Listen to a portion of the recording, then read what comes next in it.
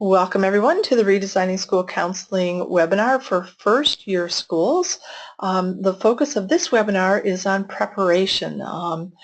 And my name is Sue Reynolds and I am president of the American Student Achievement Institute. So also on this call is Debbie Howell, and just a reminder to everybody, Debbie's job is to assist you. So she is our strategic planning specialist for RSC. Her phone number is on the screen as well as her email address. And if you have questions or comments or just want a sounding board, someone to bounce ideas off of, someone to check over some work before you submit it or whatever, please call Debbie. She is on board to help you. I would really just consider her a member of your steering team and kind of involve her as much as you can. Debbie has many years experience with strategic planning, and I think she could be a really a strong asset to your team. So don't hesitate to call Debbie anytime. Okay, so the agenda for today's webinar are these four things. We're going to start out with a quick review like we always do. Then we'll focus on this month's topic, which is preparation. I'll get more to that in a minute. We'll go over the submissions and the rubric for those submissions, and then we'll also talk about the online system. So let's start with that review. First of all, the Rsc Beliefs, just a reminder to everybody that we believe that school counseling programs help students make sound choices in areas that impact academic success. So the key of the whole program design has been to help kids make good choices. This is just another way to say the same thing. This is our impact pyramid. And again, we believe that when kids are involved in good guidance activities and counseling activities, that they'll make better choices in school. And as a result of that, achievement goes up. And we have research now that shows, independent research, that shows that that indeed is the case, that when students are involved in RSC school counseling programs, that the achievement in both language arts and math goes up in the schools. So this year, when we've been designing your school counseling program, we've started out with your school's achievement goals in your school improvement plan, and then we asked what choices do kids need to make in order for your school to reach those goals, and then we broke that down into what do the school counselors need to do in order to help kids make those choices. So what guidance activities do the counselors need to provide, and what counseling activities. So that's the design model that we've been following this year. So the process, just to review real quickly, we started out a year ago, and we started out just by getting ready. We created your organizational structure. You put together a steering team and an advisory council. You collected data in the student survey that you gave last spring, and then you conducted some self-studies. So last spring was all about getting ready, and then this school year you jumped in.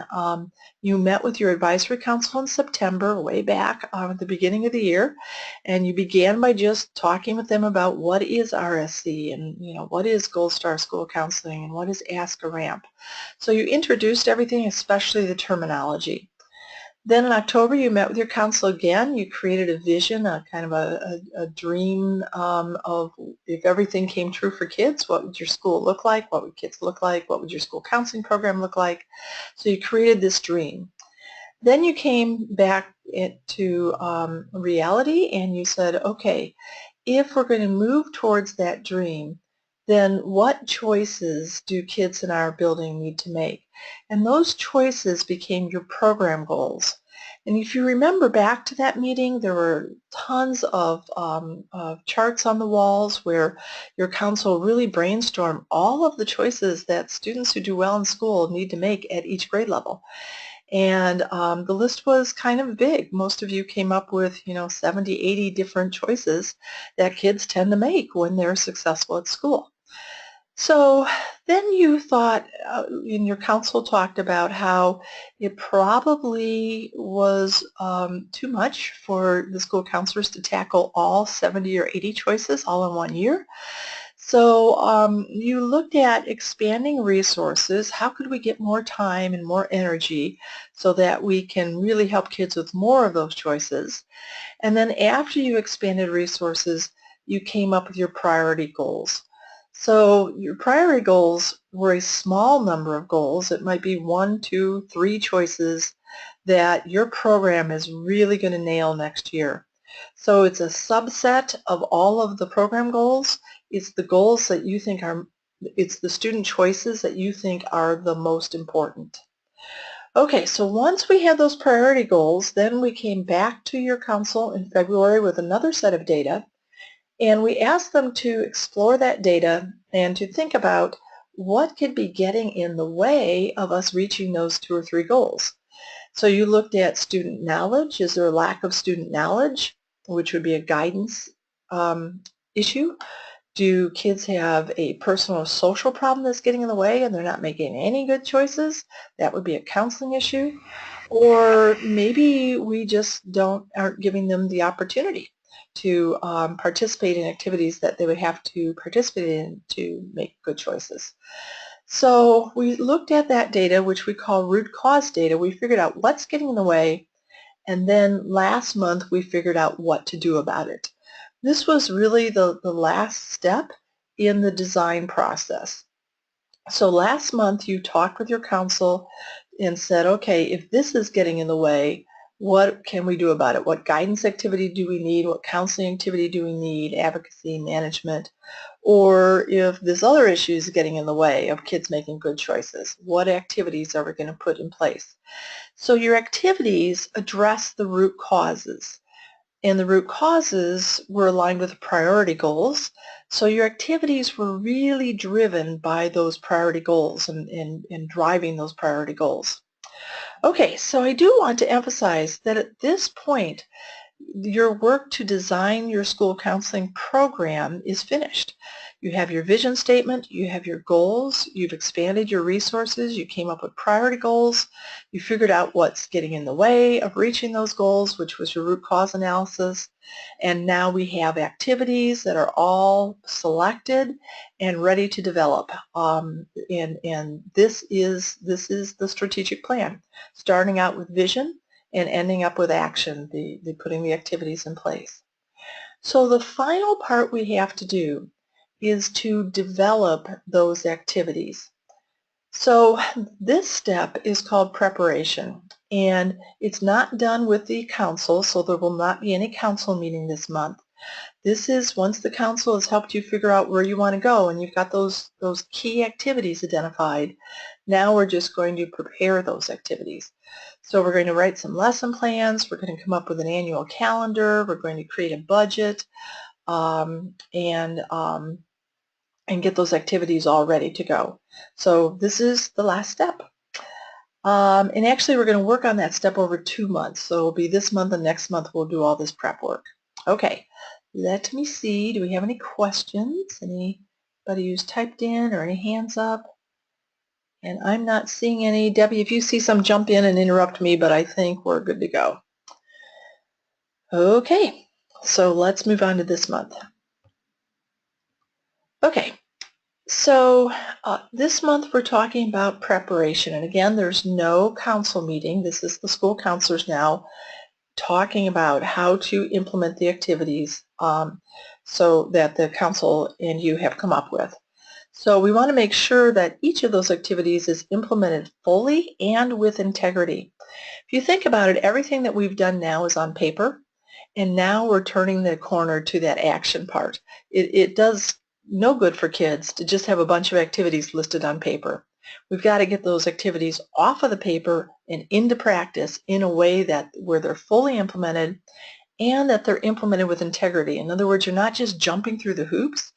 You're not just putting something in so you can, check off that you've done it, but you're really thinking about how is this activity going to be implemented with integrity so it reaches kids and it results in the kids making different choices.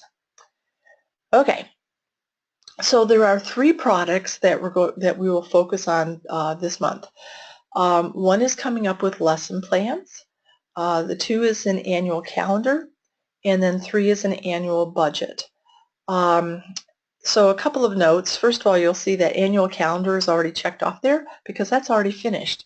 When you entered your activities into the system, if you remember, you said, okay, this activity is going to happen on March 3rd, or this activity is going to happen sometime during the month of October. When you entered those dates as you put in the activities, the system, the online system, was in the process of creating an annual calendar for you. So that's all ready to go. You could print it today. As soon as you have your activities entered, that calendar's ready. So we just need to worry really about lesson plans and then the annual budget. Now, I know some of you are thinking, annual budget, I don't get any money for my program. And it's interesting, we find that a lot of counselors don't have funding like a math department would have or an English department would have. For some reason, the school counseling department doesn't have a budget.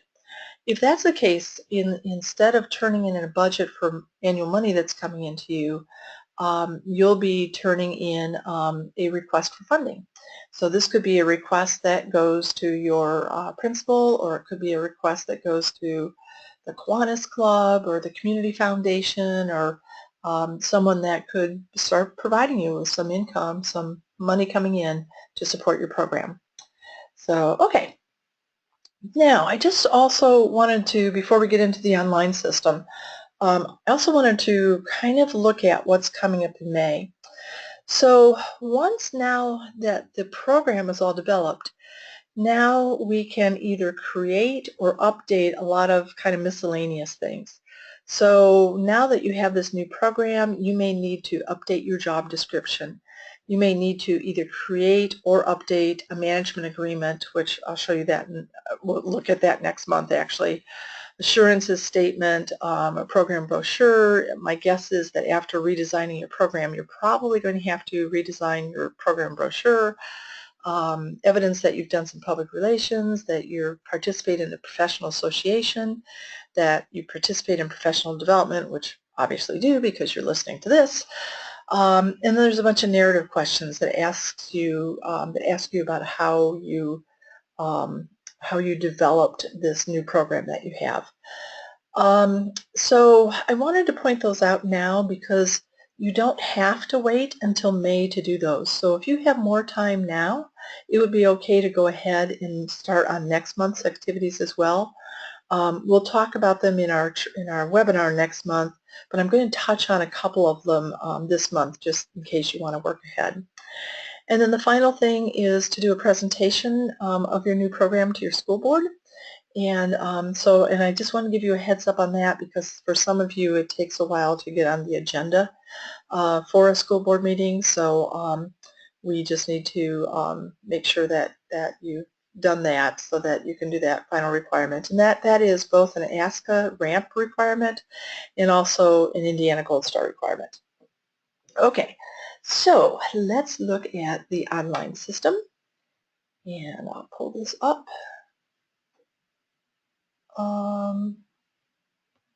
Okay.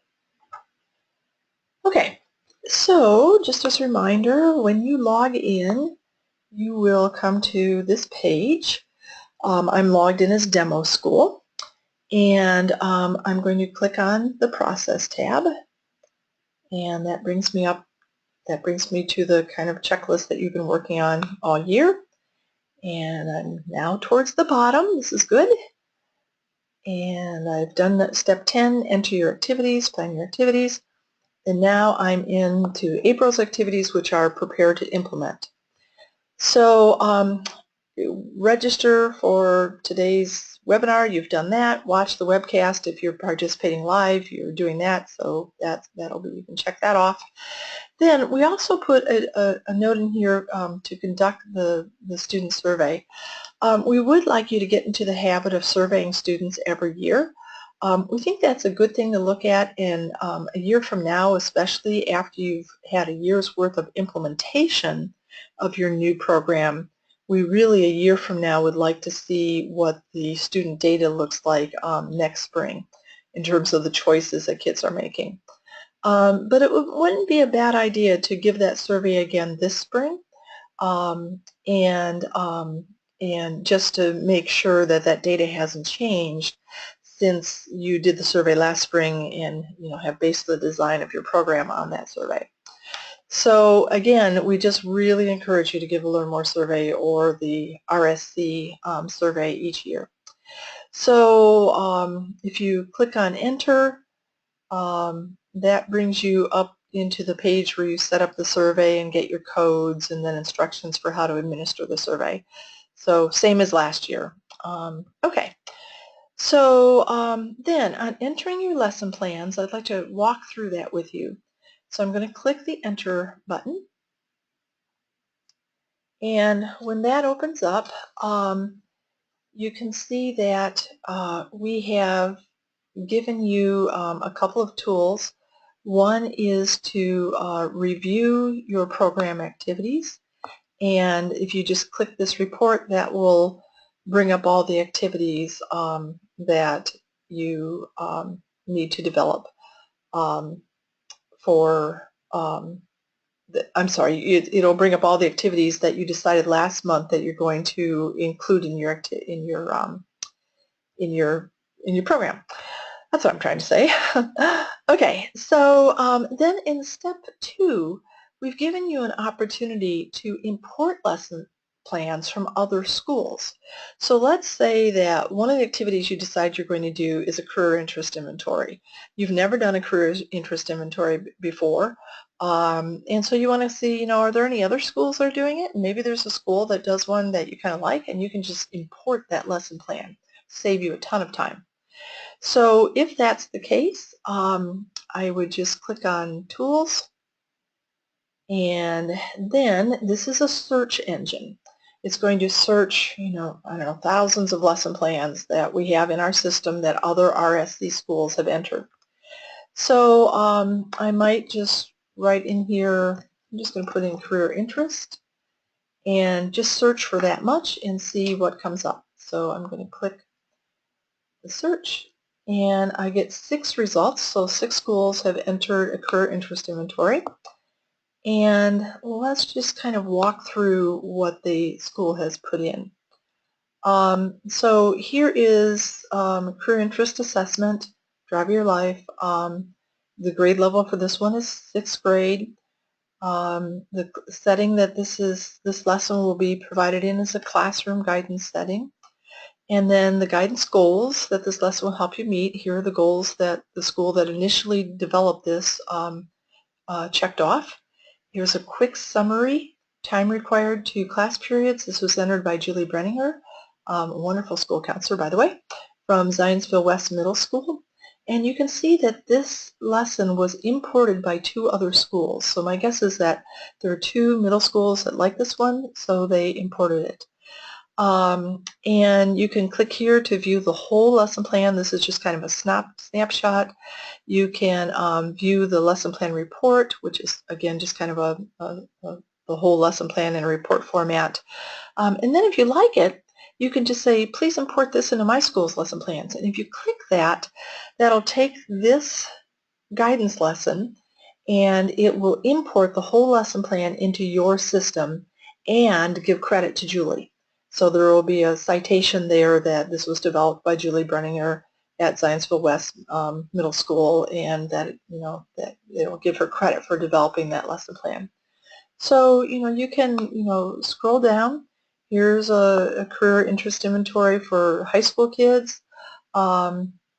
Here's this one was imported by 17 different schools, and if we look at this lesson plan, one of the things I wanted to point out is that when you go to the full lesson plan, sometimes the counselors who develop this will give you resources. So there'll be either links or documents or whatever. And you can see here's the citation. This was an original lesson plan, no citations. You don't need any partners to do it. So if I like this one, I could just say, please import it. Okay, so I'm going to go back. So that's kind of what the lesson plans look like that are in the database. So I can, search that way. Let's say I kind of like what Julie Brenninger did, so I want to see what else are they doing at Zionsville. So I can, Zionsville, just click on Zionsville, and up pops all the lesson plans that Zionsville is doing in their school. or I could put Julie's name in and search that way. Another thing you can do is, let's say that you want a career interest inventory that is specifically designed for the grades that are in your school. So you could put in here career interest, and then you could say grades in my building, and it will check the grades that are in your building and then search. You could say, I'm really wanting to do a lesson to close the guidance gap. So I'm wondering, are there any career interest inventories that are specifically designed with a focus on Hispanic kids, and see if anything pops up. Or you can say, you know, I don't want to see any lessons that have to do with group counseling or individual counseling, or individual guidance. I just want to see things that I can do in a classroom setting. So you can ask that way. Or you can say, I want to do something with careers. I'm not really sure what, so don't put anything in here, and just say, show me what they're doing in my grades in just career development. Then one other thing that is really nice is, remember that in Indiana you need to do activities that will address each of the Indiana student standards for guidance, the new standards. So you're going to click select, and then when this pops up, no, I'm not sure why that's not showing. I know I must not have put in something I need to put in, but all of the guidance indicators will be there, and you can just check off the guidance indicators that this activity will meet. So I'm trying to look real quickly at what I did wrong. Let me take off. I think I narrowed it too much. All guidance areas. Let's put in here career interest. Nope. Well, I'll check it. I messed up somehow, but I'll check that as soon as we get off the webinar and make sure that I found my mistake, and if it's not my mistake, if it's in our system, we'll get that fixed real quickly. Okay, but at any rate, so you want to say career interest inventory, and then you'll want to connect that lesson plan with the guidance indicators that lesson plan addresses. Okay, and you can search that way. Let me try to put in, now I'm curious. Let me see if that does it. Okay, so again, if you just kind of follow my thought process here, if you want to search for lessons that address one indicator, you can open up that list, check off the indicator, and then click search, and all the lessons in the system that address that indicator will pop up. Okay, that is that, and we'll make sure that pop-up works. Okay, so that's the lesson plans. And then the last thing, that's how to import a lesson plan. And then the last part of this is creating a lesson plan. So, you know, my guess is that you're probably going to need to create several lesson plans. You're not going to be able to import all of them from other schools, especially for lessons that you're already doing. So when I create my lesson, I'm clicking on the enter button, and here's what I'm doing. So notice that a lesson plan cannot be created without this information. You have to have a title. And I'm going to give you some tips as we go through this.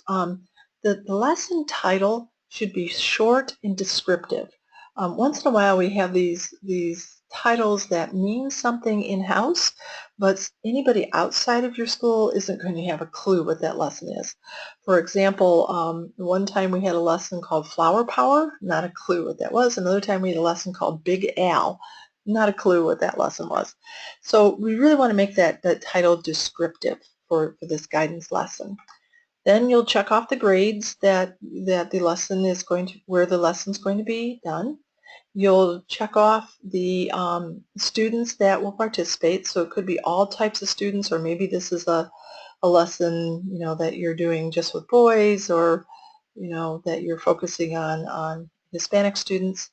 And it's okay, let's say that you have a lesson that is going to target all students, but it's going to have a focus on boys.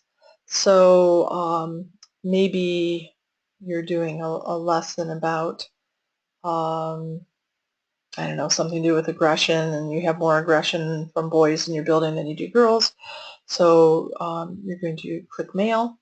And then in the summary, you could write this lesson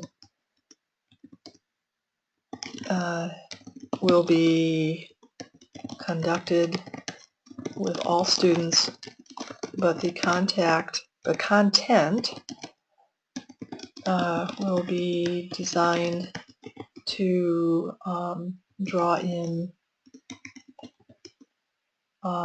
male students, or something like that. So you're acknowledging that this is really for all kids, but you've designed that lesson in a way that's really going to appeal to the boys that are in the population. So it's important to notice that that this is a guidance gap lesson now, even though it's something that we're going to be doing with all students, because we've targeted and focused on males in the content in one way or another. Then it becomes a guidance gap lesson. So then what's the setting? Is this a lesson that's going to be done in group counseling or individual guidance? Most likely it's going to be classroom guidance, although it could be group counseling as well. How many minutes is this going to take? And then the procedure.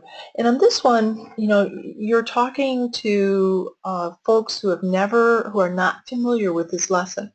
Either you've retired or moved on to another school, and now there's a new counselor that needs to pick up this lesson and run with it, or there's a counselor in another building that's going to import this. So I like to do procedures as just step 1, do this, and then step 2, do this. So that would be great. Then, how are you going to evaluate the lesson? And remember that lessons are designed to help students make different choices. So I usually start out mine by saying something like, this lesson is designed to help students choose to turn in a FAFSA, whatever. And then we will count, and then whatever you're kind of going to count, we're going to count the percentage of seniors who have submitted a FAFSA. We're going to count, whatever. So, so I like to word them that way. I think it keeps it very concise and clear. This lesson is designed to help students make what choice? And then what are you going to count? We will count something. If it's a personal social issue, like this lesson is designed to help students have a better sense of their self-worth, what are you going to count? Well, remember that on the RSC survey, there's a bunch of personal social questions that ask students, are you feeling stressed today? Do you know what to do when you're bullied? And so that survey data you can draw from to help evaluate the impact of your lesson on a more personal social issue. Okay, so we've given you a save button there, but there's more questions. So resources needed, and you can name the resource, XYZ document.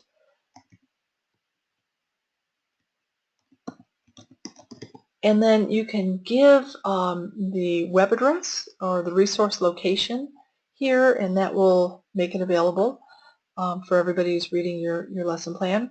You can also upload resources. So the career interest inventory that we looked at earlier, actually that counselor had developed some resources, and she just uploaded them. So you can upload your own materials.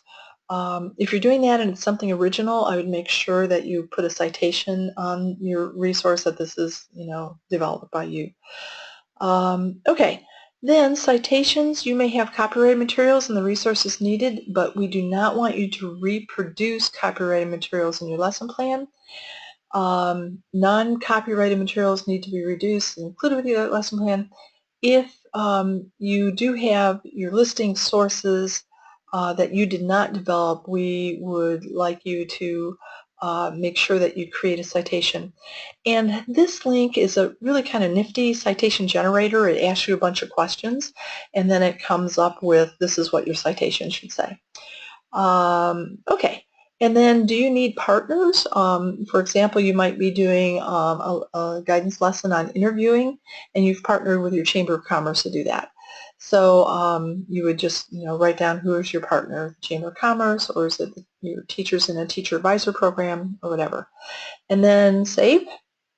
And then finally, once you have all that in and saved, then this will become hot, and you'll see it's not hot right now, but it will be hot after you've saved the top part.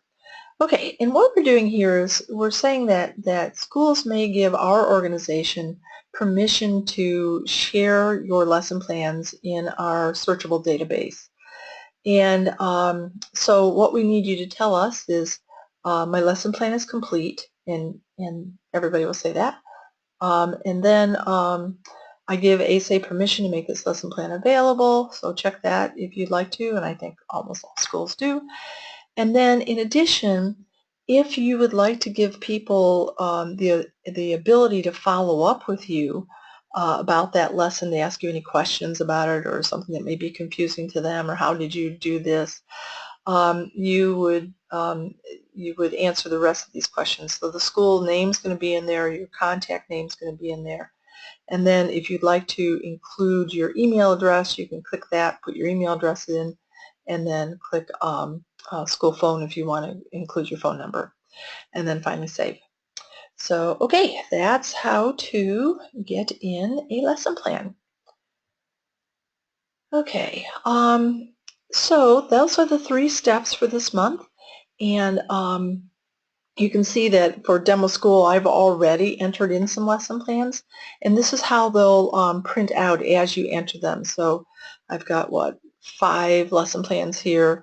Obviously, I didn't finish all of them when I was entering them, but if for each of them, it'll have the career area, the grade level that lesson plan is for, what students it's designed for, classroom setting. And then notice that once those lesson plans are entered, you can edit them, you can see a report for them, or you can delete them here. So, okay, so that's about the lesson plans. So we'll go back to the process page. So preparing to implement, we just did lesson plans. The annual calendar will already be in there.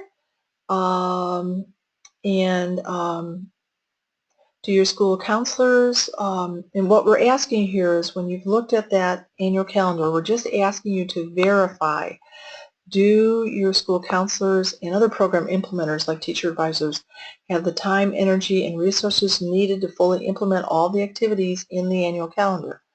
And this is really your last chance to say, oh my gosh, I'm way beyond my capacity, or no, this is okay, we can do this.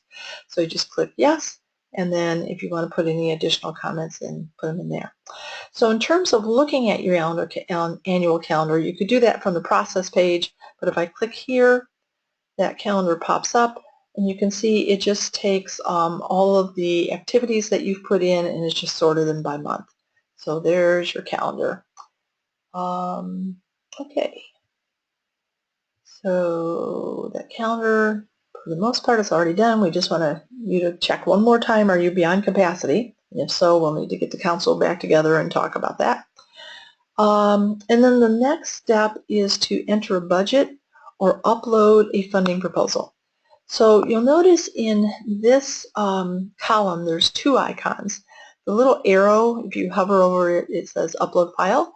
So if you don't have a budget, if you don't have any money that comes to you, so there's no need to create a budget because you have no money, then we're going to ask for money. So you would write a letter or a memo to somebody who could fund your program. And again, it does not have to be your school principal that you're going to send that letter to. We find a lot of school counseling programs that are funded by either the community foundation, maybe a business in the community. $500 to me, and when I was a school counselor, that would have doubled my budget. But $500 to a Fortune 500 company, that's like nothing. So So, don't be afraid to ask those community organizations or a Kiwanis club. We did some research on the mission statements of service clubs in Indiana, and 80% of them mention youth in their mission statements. So this might be a great way for them to partner with you to offer activities to kids. So, okay, then if you're doing a budget, you would use this other icon, and we have created a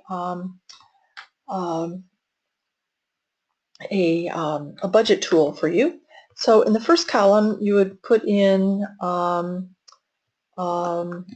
something that you're going to purchase, a bullying video.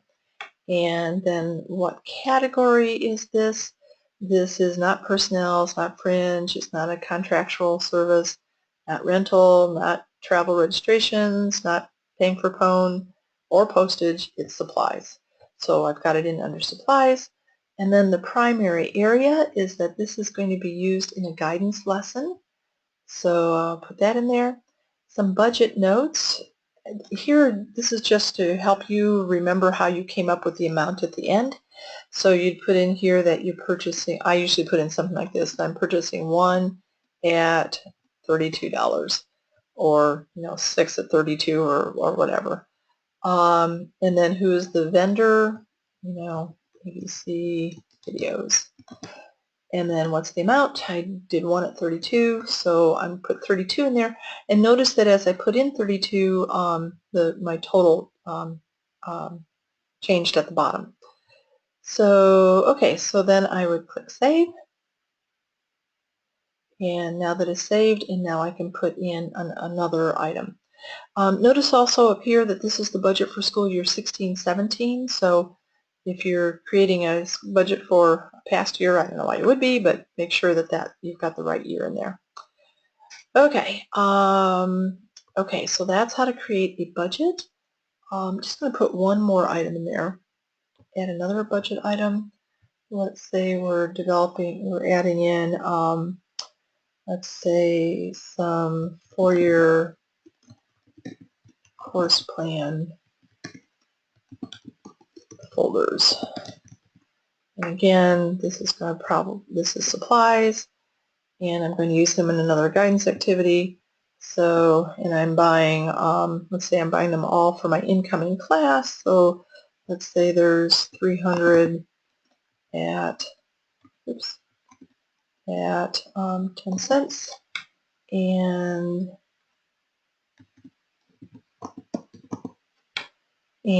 let's see, 300 at 10 cents.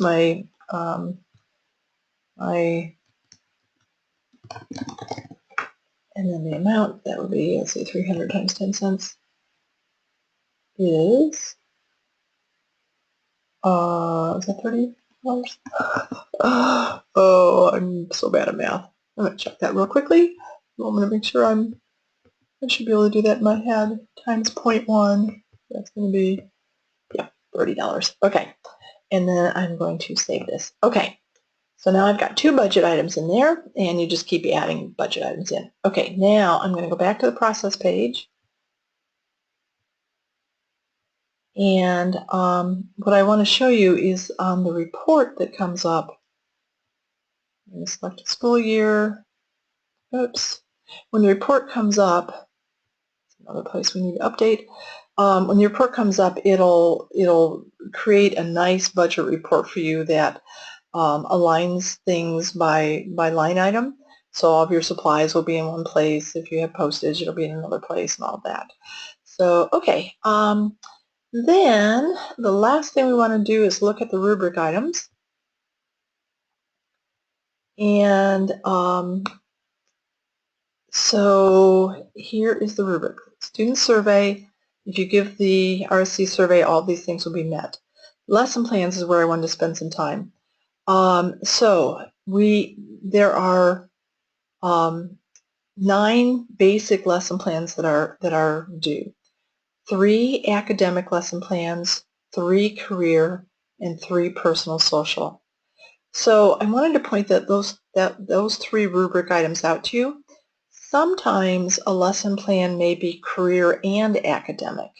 So If that's the case, you need to think about which is it more? Is it more career or is it more academic? Is it when it gets reviewed for Gold Star or for RAMP, are people going to look at this and say, oh yeah, that's a career, even though it has some academic in it? So so we want to make sure that you've got 3 that are mainly career, 3 that are mainly academic guidance lessons, and 3 that are mainly personal social. Then in the lesson plans, these are other things that we'll be checking for. The lesson plan includes the appropriate grade level. It includes the student groups, like Hispanic or boys or whatever that the lesson is targeting. It includes the settings, so that would be individual guidance or classroom guidance. It is associated with guidance indicators. It includes a summary, includes the time required, clear and concise procedure, and evaluation, resources, and citations. Okay, then, so that's kind of the basic requirements for the lesson plans. Then, for RAMP and for Indiana Gold Star, you also need to develop group counseling lesson plans. So, there's a lot of confusion over this first one. A lesson plan is present for each group counseling activity. So what that means is that if you're conducting group counseling, and let's say within that group counseling initiative, there are 8 different activities that you're going to do, 8 different lessons that in the process of this group you're going to be introducing to the kids. So what this rubric item means is that you need a lesson plan for each of the 8 activities. So that is a requirement that ASCA came up with. We've called ASCA several times to make sure that that's what they want, and that is what they want. So a lesson plan is present for each group counseling activity. The group counseling lesson plan describes the focus of the group. The lesson plan identifies the number of students participating and the name of the school counselor that's facilitating the group. So each of your group counseling lesson plans need to have these 3 things, and there has to be, if your group has 6 lessons, then there should be 6 lesson plans. If your group has 5 lessons, then 5 lesson plans. Okay.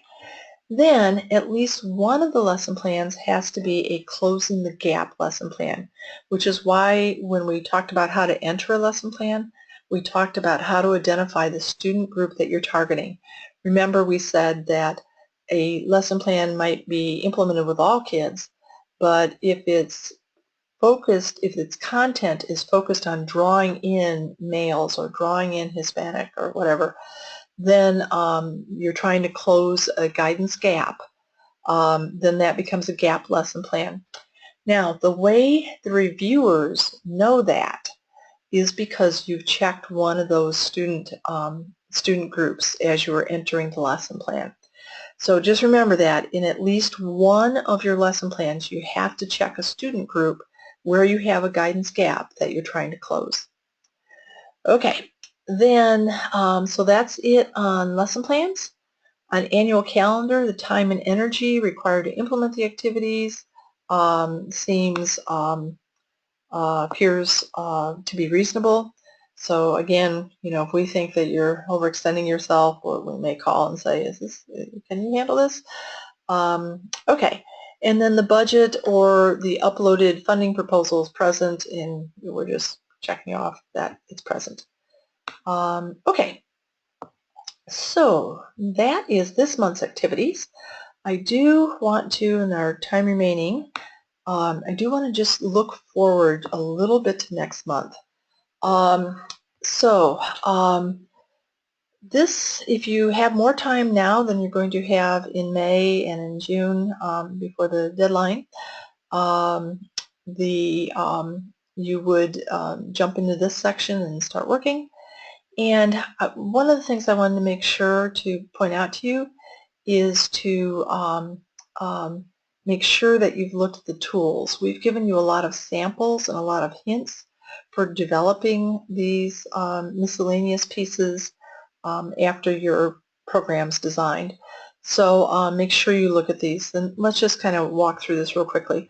On uploading the Guidance Council agendas, you'll use the Uploader button, and you can only upload one file. So you'll need to create a PDF by scanning all 6 of your Advisory Council agendas into one document, and then upload that one document. Job description, we've given you some sample job descriptions. If you like our job description, just use it. You don't have to reword it. If it fits, please don't feel like you have to recreate anything. Or if you don't like it, don't use it. If you want to tweak it, reword it, it's just something for you to start with. The Individual Counseling Management Agreements is an agreement that ASCA requires. It's between your principal and your counselors, and there is one for each counselor, and again, you're going to put all those into one document and then upload.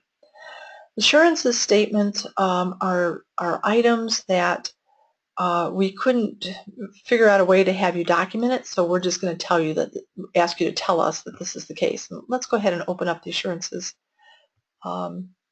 statement. Oops, there we go. Okay, so this is the school counseling program meets all rules and regs found within the state. All school counselors are licensed as school counselors. Program is coordinated by licensed school counselors. School counselors adhere to the ASCA ethical standards. School counselors have a private office or space, and the exhibits found in the program portfolio accurately represent the school counseling program and practices. So those are the assurances, and you would just sign off at the bottom. Your principal signs off that is, that you assure that those things are true. Program brochure, we've given you a link here to a Google search that has a ton of school counseling program brochures from across the country. In public relations, you're just putting in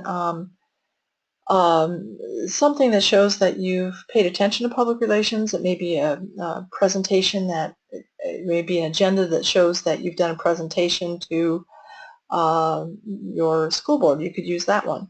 Or to your faculty or to a community organization. It could be a newspaper article. It could be, how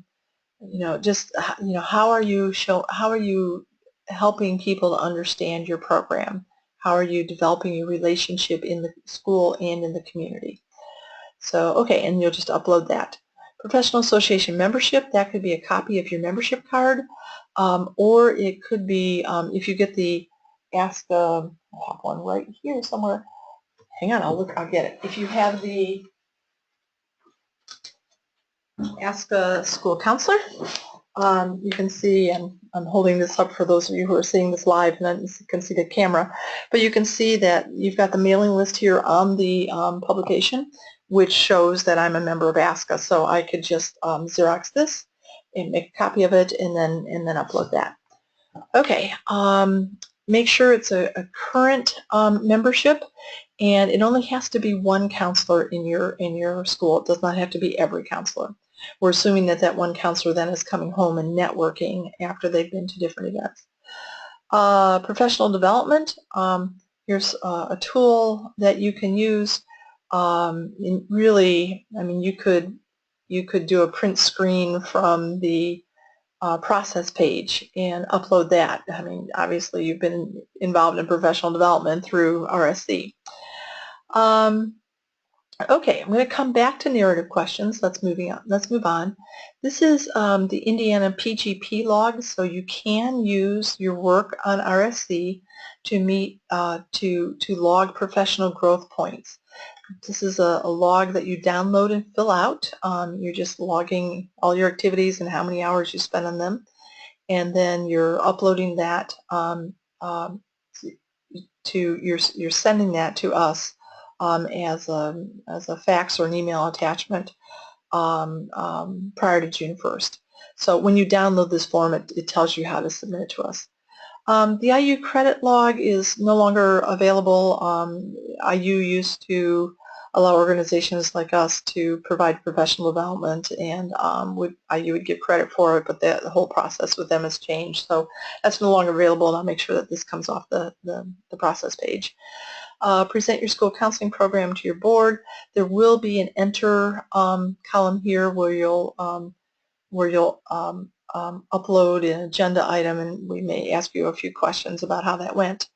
Here's the rubric that we've looked at, and then again, after everything's done, you're going to send Debbie an email saying that you're ready for her to look at these things. Now, let's go back to the narrative questions. So these are questions that ASCA would like to know, and therefore Indiana Gold Star wants to know as well. So if I click on that, here's a bunch of questions, and I know some of you filled these out in the beginning of the year. Now we just need to kind of tweak them based on your new program. So what counseling services do you add? Do you have? So I'm just going to click the Enter Edit, and a box will come up with a question. Please describe the counseling services provided by your school counseling program. So these are the mental health, social, personal, group counseling, brief counseling, crisis counseling, the things that you do. We suggest that you make this really concise. Feel free to just make a bulleted list. If you are going to make a bulleted list, make sure you use a star for an asterisk for the bullets, because our system doesn't recognize all the fancy bullets that you might have in your word processing. Okay, so then I also wanted to show you on some of these, let me see, where's one? On philosophy, for example. Your philosophy is incorporated in your vision statement. It's, based on your philosophy, you've created this view of how things ideally would look in your school. So when you click on that, let me show you what we've done to save you some time. So the question is, how was your vision statement developed? And then here is suggested text. So if you followed our process exactly the way that we designed it, you could just go with this text and not have to, worry about creating anything new. I would suggest you at least read through it, make sure it actually is true for your school, and if not, then feel free to edit it, and then just save. The second question, why were the various components of your vision statement included? And then here's suggested text by RSC, so you could either take this out and put in your own, or just tweak this or whatever. So anytime the question was about part of the process that we had a good sense of what you did because you've done it with us, we created statements in there about how you came up with that. How did you collect data to help you understand? So we we took a stab at answering that for you. So a lot of these questions answer that, and we've put in suggested language for you, and others not.